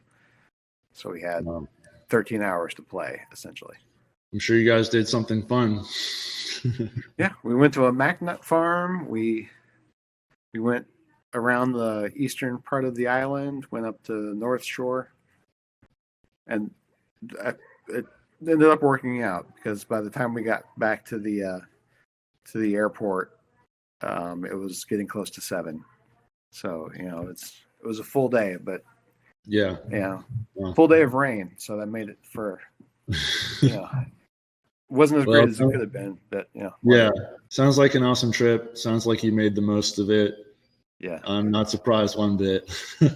we would do it again this year, but my wife is going to be part of the 70.3 World Championships in New Zealand, so we'll be Awesome. going there for that. And then next year she wants to do a full Ironman race, and that's the goal then. So maybe 3 years from now we'll head back. When is the championship in New Zealand? It's in December. Okay, right on. Well, I'm sure she's getting excited and starting to train for that. Has she done a full Ironman before? No, that's the plan for 2025. Okay. Right now we have earmarked Ironman Florida, which is at the end of the year as well. So Awesome. We'll see how that goes. Lots to look forward to. That's great. I think one of the things we talked about in our last conversation was your aversion to having a midlife crisis. Yeah. How are you feeling about that now? Better than some. Like today is pretty good, but some days it's pretty bad. I think it mostly has to do with mental health and how that's holding up in a particular day. Some days I'll wake up sore than others, and be reminded that I'm in fact 40 years old. But the midlife crisis aspect of it, I haven't gone out and bought the Porsche. I've got some old man parts of myself here, the love of actual books and the vinyl records and whatnot. But really it's just a matter of, keeping my body and keeping my creative pursuits and my mind nimble. And I'm keeping pretty good with those things, trying to not remind myself that I'm so much older than my contemporaries, Who do you feel are your contemporaries? I mean, it's not hard to look at the people that are making the really interesting stuff these days, and it doesn't matter what these days are. Could be talking 20 years ago, now 50 years ago. There are always going to be people, usually in their 20s. Sure. Some people, they keep those flames going further and further. Scorsese's still doing new stuff every so often. But I mean, even in my friend group, it's in some friend groups I'm the younger one. I have friends that are in their mid 40s or in their 50s. Other friend groups, they're kids that are just out of high school and just out of college that are trying things out for the first time. But so I mean, in the friend groups where I'm the young one, I don't feel the midlife crisis coming on so much. But then you hang out with people that are 15 years younger than you, or talk to them, and you realize that like how rigid you are in your thought processes and your practices. And those are good reminders to find that middle ground between being rigid and being flexible. Don't go too far in either direction. Yeah, I think there's some truth to that. I think moderation is good in terms of certain lifestyle practices, but sometimes it is good to be rigid, in terms of how disciplined you want to be with your diet or your workout routine, especially if you're training for something. If you're trying to achieve a goal, you have to be rigid in terms of going after what you want and taking the steps that it takes to get there. You can be flexible in other aspects of your life, such as like your schedule, like we spoke to, or your timeline for,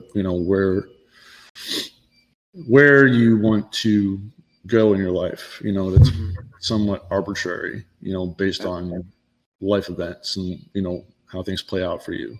I think also, it's cliche, but I'm going to say it anyways. One of my favorite quotes is from Benjamin Franklin: "Comparison is the thief of joy." And we live in this world, this culture where people are constantly comparing themselves against other people, Yeah. Especially on social media, but also, in our heads, Mm-hmm. where it's affecting our mental health, like you spoke to. And I think it's important to remind yourself of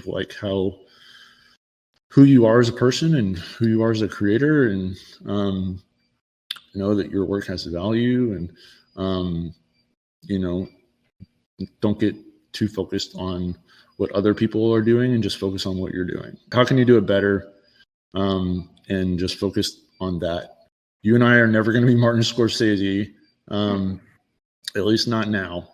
But, if you wanted to do something like that, you could work towards achieving that, and get there in, 20 years. I thought about when you're talking about looking at the metrics on your website, Mm-hmm. And looking at who's engaging with it. And I purposely don't do that because, my website, like I spoke to in our last conversation, is the tool for me to share my work with other people. I probably don't get a lot of traffic, but I'm okay with that. I realized that if I focus too much on that, or focus more on how the work that I'm doing isn't as good as other people, that definitely takes the joy out of it for me. Yeah. And I want to do things that I'm excited about, but also try to not get too focused on what I'm not doing right. And, continue to find the joy in creating, which is what I get from doing this podcast. So I think that's a really important piece to call out. Yeah. And I mean, I know you and I have had our run-ins with addiction. I think what's become really clear to me in the past year or so is that my addiction really is dopamine. Yeah. I mean, you're not alone. That, the hit I would get from checking the metrics on my website and seeing that a brand new person came in was enough to make me go back and do that again an hour later and an hour later and later in that day 3 or 4 times. And that, that's the connected tissue with all the things that I do that I wish I didn't.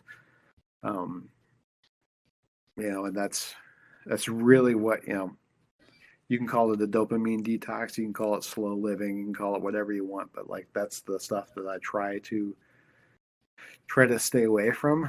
And that's why I, get out of social media. That's why I get out of my website. And maybe that'll change. I'm on medication now. Maybe I'll try digging in with a psychiatrist or a therapist or a different medication and see if that gets rid of that part of myself that seeks that thing out all the time. Or maybe it's something that will never go away and you just have to get stronger, It's a scientific fact that our bodies crave dopamine, right? So, what we have to focus on is, what's triggering that, and, our relationship to it, so, whether that's looking at your website traffic or, Instagram, obviously those are, 2 unhealthy ways of triggering that dopamine, but you can trigger it in other ways, positive interactions with your dog or with your wife, or, getting that runner's high from, doing a 10K run, or, whatever exercise you want to do that helps you to feel stronger and feel more confident. That releases dopamine too.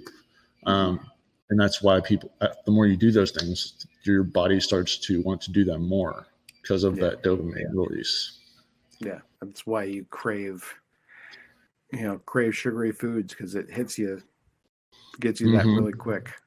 Just try to find stuff that's a little bit slower on the uptick, a little bit more sustainable to where that kind of thing won't kill you. Exactly. Checking my website traffic won't kill me, but it will definitely make me do worse at work. and make me less engaged as a husband and a friend and a son and a brother. So yeah, exactly. So it's about, figuring out what those triggers are. Sounds like you have a pretty good grasp on them already. And then figuring out alternatives, to get that dopamine that are healthy rather than going into the things that are unhealthy. Correct. And I'm doing this too. Everyone is doing this too, or at least they should. It's a practice. So it sounds like at this point, you're not interested in reactivating your website or any other blog or portfolio site, correct? Mm-hmm. Correct. I mean, like I said, I'm open to it. Maybe when the next script hits and I start getting some good reviews on that, I can put it back up. Again, it comes back to the dopamine thing. Like, building the website was fun. I don't know how to stop myself when I get on a roll with that kind of thing. Yeah. I just had to, I have to divert my creative energy, not so much into finding the correct thumbnail for the page I'm on, but instead using it to make the idea that I'm working on or script I'm working on better. So if someone wants to get in touch with you, would email be the best way to do that? Yeah. And to that degree, my email domain is one that people hear and they automatically go, "Oh, you're in your late 30s at least," and they're not incorrect. My email. Do you want my email address to share it out there? Sure, if you want to throw it out there. Yeah, Chris CHRIS _ little one Shank SHANK @hotmail.com. You still use Hotmail. That's great. Yeah. I picked this email address back in 1997 when I was sitting in the library in junior high, and it's stuck with me ever since. Oldest relationship I have. Older than your relationship with your wife? Yeah, twice as long at this point. You guys met in college, right? Yeah. Very funny. Did she make fun of you for it? No, she lets that one slide, but other people make fun of me for it. Whenever I go to like a restaurant, they're like, you want your email address? We'll give you a free mozzarella sticks or whatever, like I'll give them the address and they look up at me. They're like, really? I haven't heard anybody use Hotmail in quite a while. I'm like, yeah, I know. Cool. Thanks again, Chris. I really appreciate your time. Yeah. Good talking to you, Joe. Thanks for jumping on here with me and recapping me on what's going on in your life. Yeah, we'll do this again in a year, and we'll see what that led to. Meanwhile, say hey to everybody on your end, and give everybody your love on mine. Absolutely. Take care, bud. All right. Take care. Later. Thanks for watching Evolved Podcast.